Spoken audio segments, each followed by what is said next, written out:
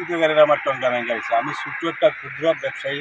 আমি এটা দিয়ে আমার দুইটা ছোট্ট ফ্যামিলি, দুইটা মেয়ে, একটা মেয়ে কলেজে পড়ে আর একটা ছোটো, এটা দিয়ে আমি কোনো রকম চট করে বিক্রি করে আমি চলি।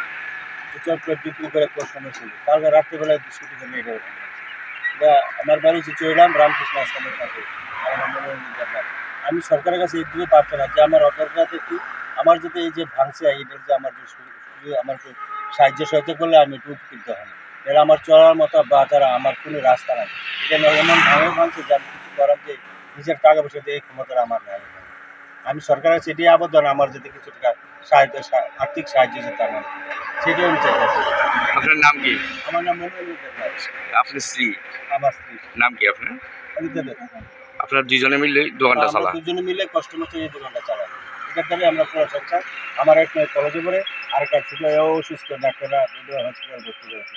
আর আমি কি হসপিটাল নিয়ে যাবো না আমি এটাই করবো, আমি কোনো ভাগ্য আমি কিছু আমি আনুমানিক কত টাকার ক্ষতি হয়েছে? প্রায় সব কিছু মিলে প্রায় 27,000 টাকা।